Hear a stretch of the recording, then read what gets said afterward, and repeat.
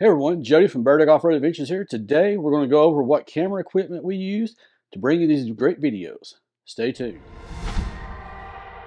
All right, well first and foremost, just let me say this. My primary camera for most of my videos is what you're looking through right now. Is what's filming me right now, I should say. It's the iPhone 15 Pro Max. Prior to that, it was the 14 Pro Max, and prior to that, I think it was the 13 or 11 Pro Max. Regardless, the camera's already in my phone. I take the phone with me everywhere. I'm gonna be honest with you, most of my footage comes from the iPhone. It's got just as good as quality as anything else down here. And it's easy to sync up, sync to my Final Cut Pro, boom, I'm gone. So, having said that, I'm going to show you some of the other things that we also use sometimes for those situations where the iPhone would not be very ideal. For example, point of view content or point of view footage from the truck itself when we're on a trail. So if you'll notice on some of these trails, like when we go to Colorado or Kentucky, Tennessee, and soon to be Arizona, we have a lot of footage that's coming from the center and the top of the truck. That is done primarily by the GoPro 10. The snap mounts, flop it on the little plate that we have mounted on top of the light bar. Pop, sits there, set up, you're good to go. Only thing to be mindful of is if you are in a very heavily wooded foliage area, if you hit some tree branches, it may knock the magnet loose, depending on how big the tree branch is.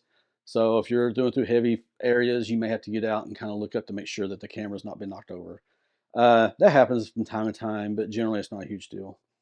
Drone-wise, we use the DJI Pro Mini 3, I believe this is.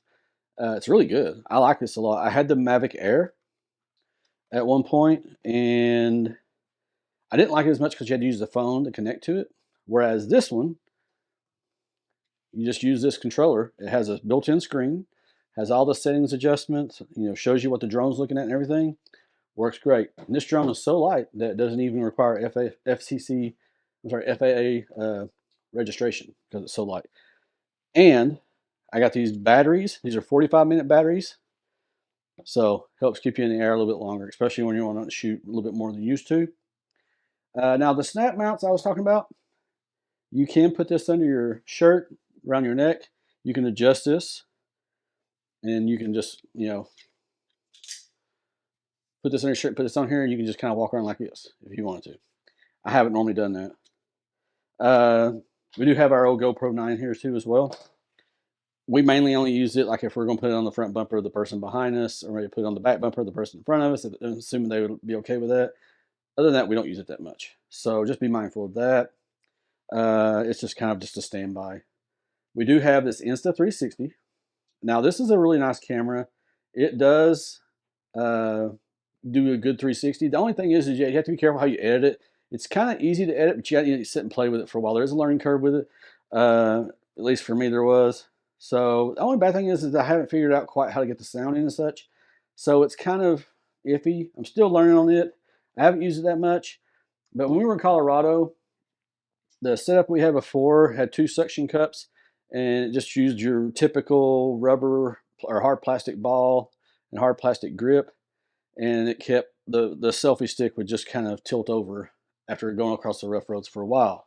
Our friends at Tacform hooked us up with this setup and another piece too that kind of triangulates it so it'll hold this, and it's got a good clamp on it, so this should hold still. Hopefully we'll get to test this at Supercell. I don't know if we will or not. Just depends on what trails we hit while we're down there. Maybe we'll just put it on there whenever we're just driving down the highway or driving into the actual event because it's a sight to see.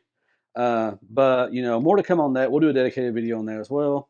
Something I rarely ever use, and I probably wouldn't buy again. Not that it's a bad product. It's just that for what I do, this isn't very useful. Is this DJI Osmo gimbal? It's for your cell phone, and I'm just going to be honest with you. I don't find myself ever using it.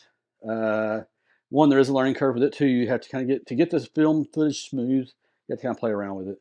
I would say that if you're going to get that, it would probably be more ideal for like if you're going to like Overland Expo, car shows, any of these like big events to where you're just kind of walking around and looking at stuff.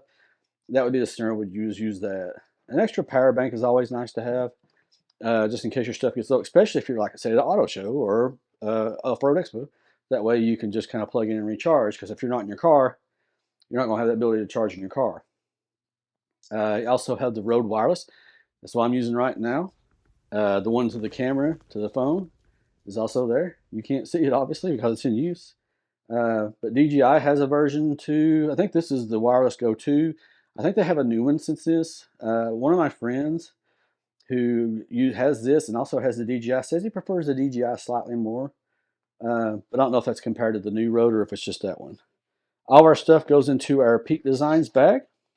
This is a nice bag. I think this is the 445. I can't remember the number. But anyway, it's a nice bag. We put as stuff in as we can. Sometimes I don't have enough room for the drone, so I use the bag that came with the drone. But everything else goes in there. That way we go on trips and trails. I do have like a shoulder strap bag also, so like if I'm in car shows or overland events, I'm not lugging around this big thing the whole time. So we do use that, and I'll be honest with you, primarily on that we're using the phone for filming anyway. The tripod that you're watching from right now, also a Peak Designs. It's the small traveler version. It has the clips, so it's very nice as well. There's several other ones just like it now. They're less expensive, but the Peak Design ones is a very nice one. I've been using it for a little while. So, but anyway, as far as editing goes, we have a M2 Mac Mini. It's a 16 gigabyte RAM. So we use it for all of our editing through Final Cut Pro. We do have a MacBook Pro M1 that we also use. That was our primary computer to begin with.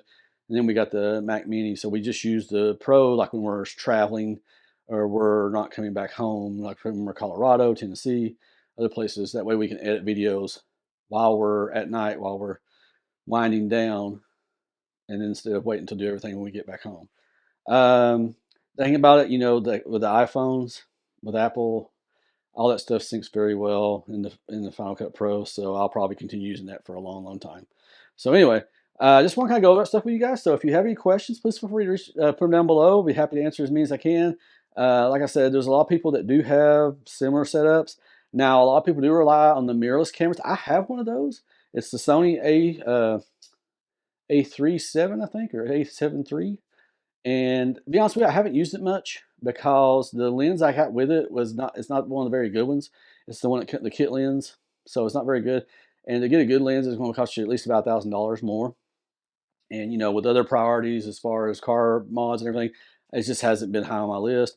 And to be honest with you, it's a little bulky. So the only time I find that I really use it better than the iPhone or the GoPros is that when I'm in out west, like in Colorado or Utah, to where you got these huge, beautiful, gorgeous landscapes, and you want to get more detail on those that the iPhone quite can't do, and neither can the GoPros.